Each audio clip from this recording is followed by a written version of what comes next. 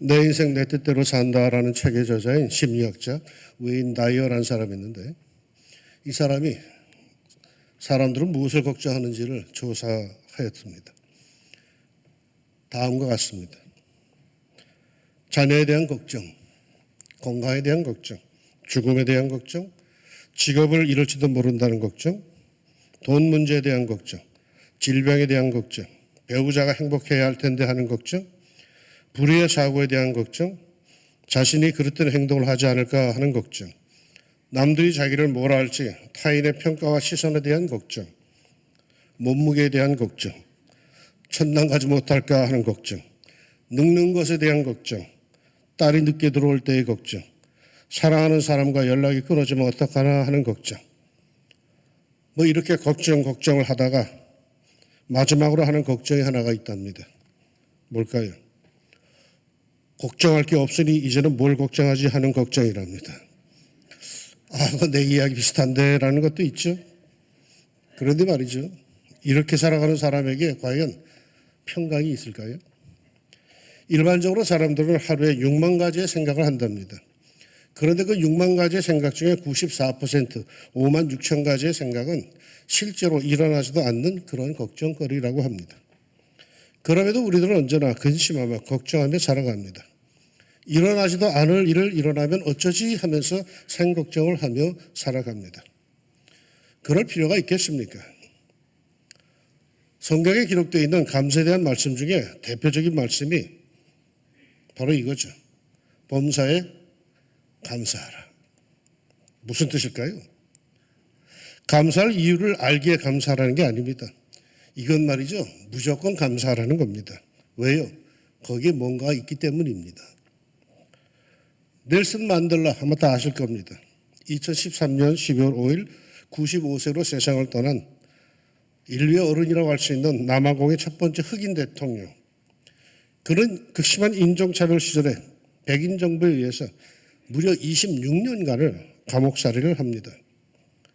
26년 만에 그가 추록을 할 때 사람들은 그가 아주 허약한 상태로 나올 것이라고 생각했죠. 그런데 70세가 넘었음에도 그는 아주 건강하고 씩씩하게 감옥을 걸어 나왔습니다. 다른 사람들은 5년만 감옥살이를 해도 비실비실하게 나오는데 무려 26년 동안 옥살이를 했는데 어떻게 그런 건강한 몸으로 추록할 수 있었을까요? 그 비결에 대해서 기자들이 물었습니다. 그러자 그는 이렇게 대답을 합니다. 나는 감옥에서 하나님께 감사했습니다. 하늘을 보고 감사하고 땅을 보고 감사하고 강제 노동을 할 때도 감사하고 늘 감사했기에 건강을 지킬 수 있었습니다. 억지라는 생각이 드십니까?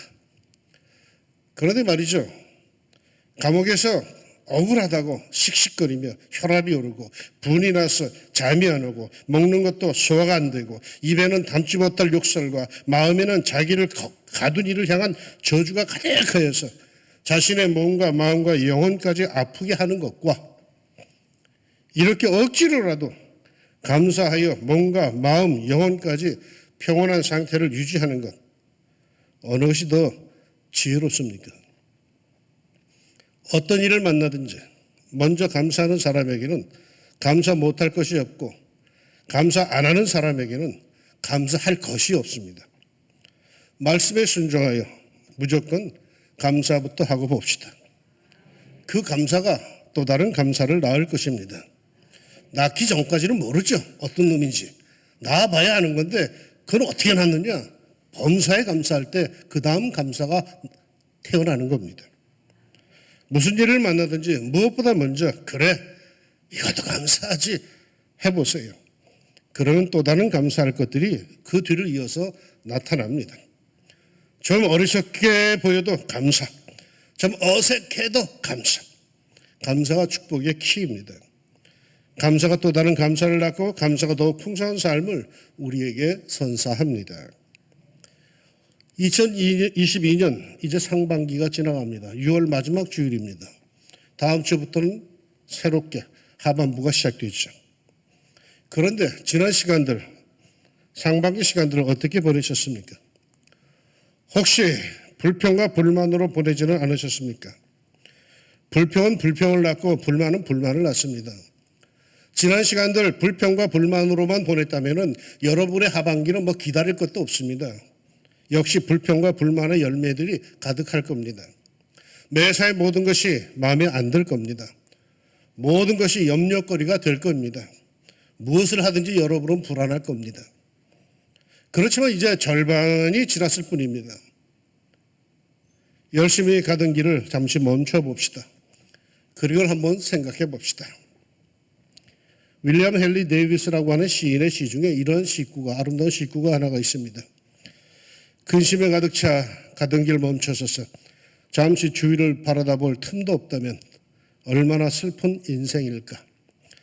나무 아래 서 있는 양이나 젖소처럼 한가라이 오랫동안 바라볼 틈도 없다면 숲을 지날 때 다람쥐가 풀숲에 개양 감추는 것을 바라볼 틈도 없다면 햇빛 눈부신 한낮 밤하늘처럼 별들 반짝이는 강물을 바라볼 틈도 없다면 아름다운 여인의 눈길과 발, 또 그 발이 춤추는 맵시를 바라볼 틈도 없다면 눈가에서 시작한 그녀의 미소가 입술로 번지는 것을 기다릴 틈도 없다면 근심으로 가득 차 가던 길 멈춰서서 잠시 주위를 바라볼 틈도 없다면 얼마나 슬픈 인생일까.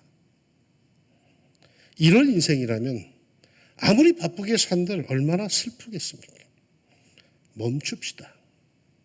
2022년 상반기가 마음에 안 들었다면 일단 한번 멈춰봅시다. 그대로 질주하지 맙시다. 열심히 달려간다고 다 되는 건 아닙니다. 반전시킬 수 있는 방법을 찾아야 되죠. 우리 모두 다 함께 잠시 멈춰서 숨을 고르고 우리의 마음을 하나님께 드리며 하나님의 방법, 하나님의 지도를 받읍시다. 하나님께서 오늘 우리에게 뭐라고 하십니까? 아무것도 염려하지 말고 오직 모든 일에 기도와 간구로 너희 구할 것을 감사함으로 하나님께 아뢰라. 염려거리가 없는 사람이 있습니까? 없습니다.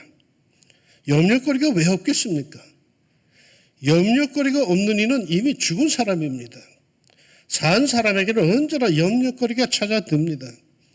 그러나 그 염려거리에 지배를 받는 사람은 무너지고 맙니다. 우리는 염려거리에 지배받는 사람들이 아닙니다. 염려거리가 없는 사람들이 아니라 염려거리에 지배를 받지 않아요. 우리는 아무리 큰 염려거리가 있더라도 믿는 바가 있는 사람들이죠. 믿는 데가 있어서 큰 소리를 칩니다. 고린도후서 4장에 보면은 우리가 사망으로 우겨쌈을 당하여도 쌓이지 아니하며 답답한 일을 당하여도 낙심하지 아니하며 박해를 받아도 버림받지 아니하며 거꾸로 뜨림을 당하여도 망하지 아니하고 라고 하는 고백이 나옵니다. 우겨쌈을 당했습니다. 답답한 일을 당했습니다. 박해를 받았습니다. 거꾸로 뜨림을 당했습니다. 얼마나 속이 터집니까? 얼마나 자존심이 상합니까? 얼마나 절망스럽습니까? 이쯤 되면 살 재미도 하나 없습니다. 온통 세상이 다 잿빛입니다. 그럼에도 이상하게도 우겨쌈을 당하여도 쌓이지 아니하며 답답한 일을 당하여도 낙심하지 아니하며 박해를 받아도 버림받지 아니하며 거꾸로 때림을 당하여도 망하지 않습니다. 도리어 감사합니다라고 합니다. 도리어 큰 소리를 칩니다. 그렇게 행하고 그렇게 사는 이유가 뭡니까? 믿는 바가 있어서죠. 믿는 구석이 있어서 그렇습니다. 그렇지 않다면요, 그 정신병자죠. 다 아시는 이야기지만 샌프란시스코에 가면 골든게이트 브리지, 금문교가 있습니다. 길이가 2,825m이고 높이는 227.5m에 이르나 굉장히 높은 다리이죠. 지금이야 다리 놓는 기술이 매우 발전하여서 그렇지 않겠지만 당시에 이 다리 공사는 난공사 중에 하나였습니다. 이 다리는 워낙 높고 바람이 거세고 아래는 급류가 흐르고 있었기에 공사 중에 인부들이 추락해서 물에 빠져 죽는 사고가 종종 발생했답니다. 어떤 날에는 하루에 5명이 추락사하기도 했답니다. 회사는 추락사고를 방지하기 위해서 여러 궁리를 하다가 마침내 가장 좋은 방법으로 다리 밑에, 공사하는 다리 밑에 그물망을 쫙 펼쳐놨습니다. 신기한 것은 그물망을 설치한 다음부터 단 한 사람도 추락하는 일이 없었다는 거죠. 이유를 알아본 즉 그물이 밑에 있기에 위에서 설령 추락해도 물에 빠져 죽지 않는다는 안도감이 공사하는 사람들로 하여금 더 자신 있게 일을 하도록 만들었기 때문이랍니다. 그전에는 높은 곳에서 일을 하다 보니까 그저 공포심에 사로잡혀서 야, 이 떨어지면 죽는데 하면서 그 공포심에 안절부절 못하다가 결국 실수하여서 추락했는데, 안전망을 치고 난 뒤에는 마음의 안정을 찾아가지고 오히려 일도 정확하게 하고 사고도 없어졌다는 겁니다. 이른바 믿는 데가 있으니 마음의 여유가 생긴 거죠. 삶의 현장에서 믿는 데가 있으십니까? 나는 믿는 데가 있습니다. 그래서 현실은 꼬이고 복잡해지고 난감해지지만 내 뜻대로 되지 않지만 그래도 나는 기죽지 않습니다. 우리 아버지, 나의 하늘 아버지, 나는 하나님을 믿습니다. 나는 창조주 여호와가 나의 아버지임을 믿습니다. 그 아들인 나는 좀 변변치 못해도 우리 아버지는 창조주 하나님이심을 나는 믿습니다. 그 아버지 하나님이 날 보고 말씀하십니다. 너는 아무것도 염려하지 말고 오직 모든 일에 기도와 간구로 너희 구할 것을 감사함으로 하나님께 아뢰라. 이 짧은 한 구절 하나님의 말씀을 잠깐 단어 중심으로 한번 살펴보려고 합니다. 그 뜻이 더욱 분명해집니다.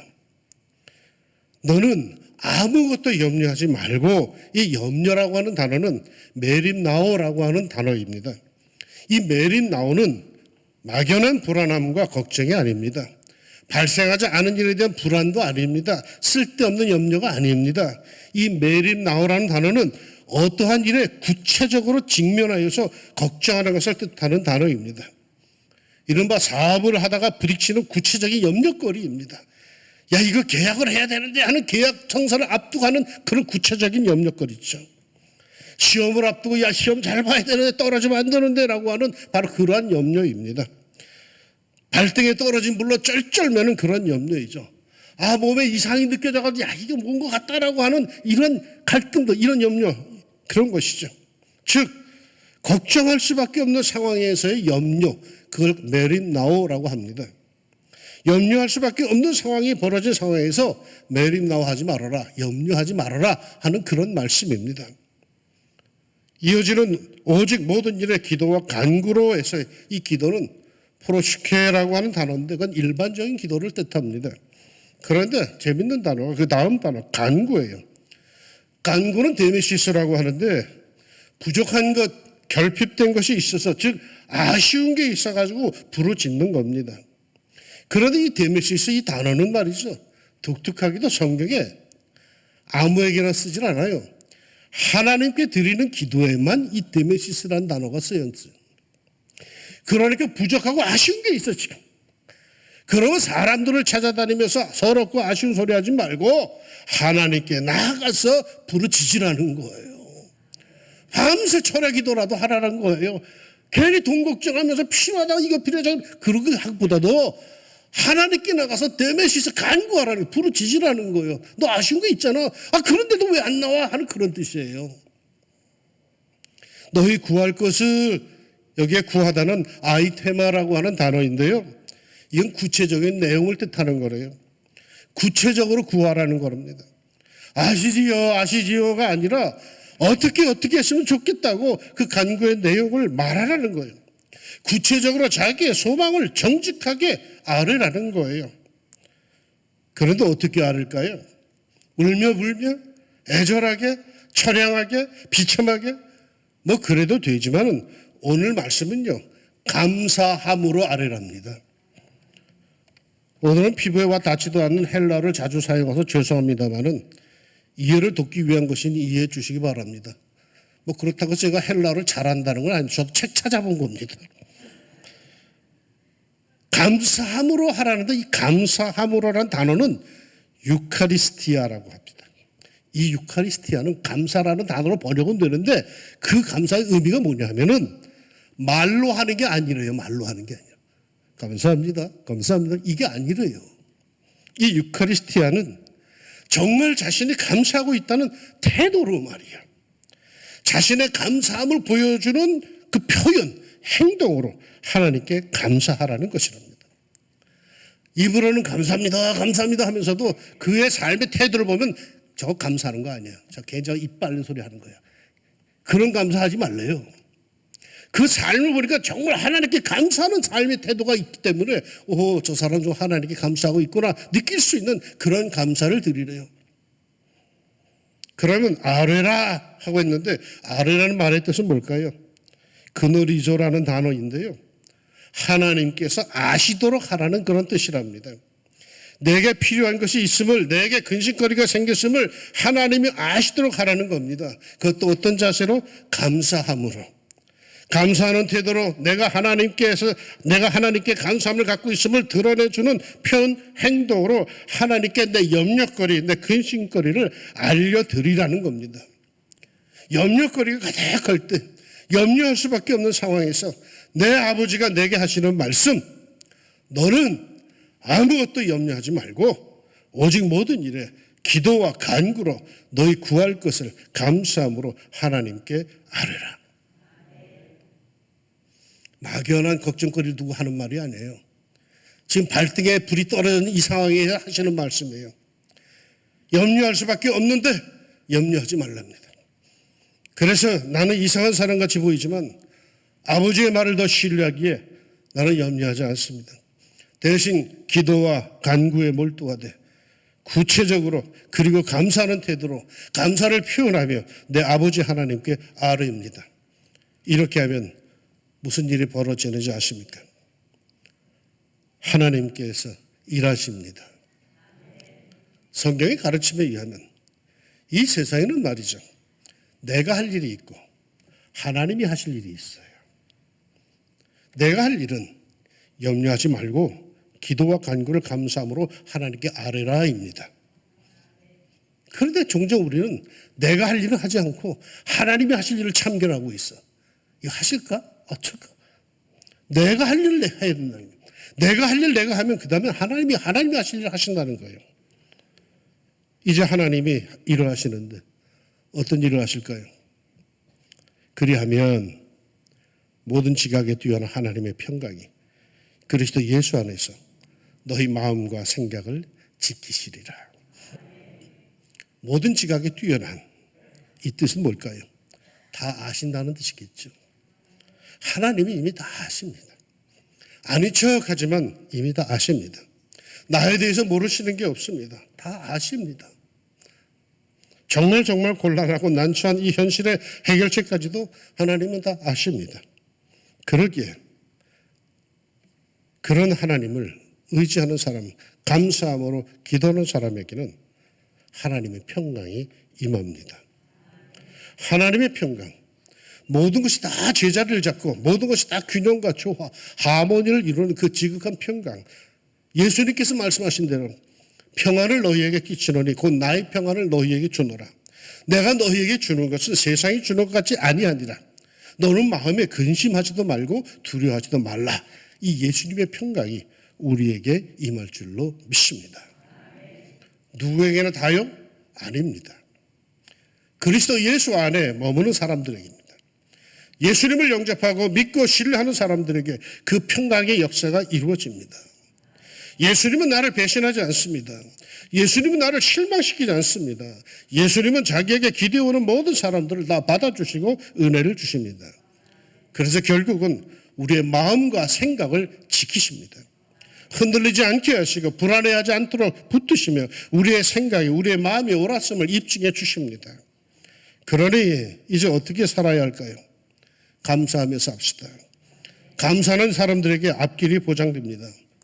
아무것도 염려하지 말고 오직 모든 일에 기도와 간구로 너희 구할 것을 감사함으로 하나님께 아뢰라. 그리하면 모든 지각에 뛰어난 하나님의 평강이 그리스도 예수 안에서 우리의 마음과 생각을 지키실 것입니다. 언젠가 TV를 보는데 어떤 사람이 인터뷰를 하고 있었습니다. 그런데 그 사람이 인터뷰를 하면서 은혜, 감사라고 하는 단어를 참 많이 씁니다. 이 사람은 불교도일까요? 회교도일까요? 천도교도일까요? 남미호랑개교도일까요? 이 세상의 종교인들 중에서 은혜, 감사라는 말을 입에 달고 사는 사람들은 그리스도인들 뿐입니다. 뭔 말일까요? 그리스도인으로서 성공하고 싶으십니까? 하나님께 늘 감사하는 태도로 그 마음을 표현하며 삽시다. 그리고 은혜, 감사란 단어를 입에 달고 삽시다. 모든 말에 이 단어가 꼭 끼도록 한번 해봅시다. 성공할 겁니다. 마침내 놀라운 응답과 축복의 역사를 맛볼 겁니다. 아침에 눈을 뜨고는 아이고 이러지 말고 감사합니다. 이렇게 시작하세요.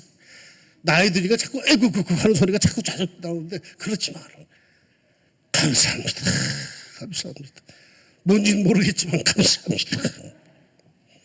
그러면 그 감사의 기분이 하루 쭉 가요. 하루 종일 일하고 살면서 감사합니다. 감사합니다. 일부라도 입으로 달고 사세요. 그러면 좋은 사람들 많이 만나게 돼요. 저녁에는 말이요. 아유 주님 모든 일에 감사합니다로 마무리하세요. 그러면 그 다음날에 그날보다 더 감사할 일들이 예비되어 있을 것이며 그것을 맛보게 될 겁니다. 감사는 감사를 낳습니다. 다음 주인 올 하반기 대지가 열리는 맥주감사 주일이죠. 감사함으로 축복의 대문을 열고 감사함으로 축복의 대지를 얻는 2022년 하반기 세월이 되기를 주의 이름으로 축원합니다. 기도합시다. 상반기를 살았습니다. 하나님. 하나님을 앙망하는 자 새 힘을 얻는다고 저희들은 입을 모아 이 말을 고백하고 한 해를 시작했습니다. 그런데 후딱 벌써 절반이 지나갔습니다. 그런데 곰곰이 돌아보니까 우리 가운데는 새 힘을 얻고 감사하는 사람들보다도 뜻대로 안 된다고 참 마음이 불편했던 일들이 더 많았던 것 같습니다. 이대로 간다면 하반기도 뻔한 일 아니겠습니까? 하나님 이제 잠시 멈추어서 우리 아버지께서 뭐라고 하시는지 오늘 우리가 귀를 기울여 들었습니다. 주님 이 말씀대로 살게 하여 주옵소서. 너는 말이다 아무것도 염려하지 말고 오직 모든 일에 기도와 간구로 너희 구할 것을 감사함으로 하나님께 아뢰라. 그리하면은 모든 지각에 뛰어난 하나님의 평강이 그리스도 예수 안에서 너희 마음과 생각을 지키실 것이라는 주의 말씀을 우리 마음판에 기록하고 이제 하반기 세월에는 감사합니다. 감사합니다가 정말 범사에 감사하는 생활이 이어지게 하여 주시사 하나님 복된 세월, 복된 삶이 우리 왕정 가족들에게 꼭 있게 하여 주옵소서. 예수님의 이름으로 기도합니다. 아멘.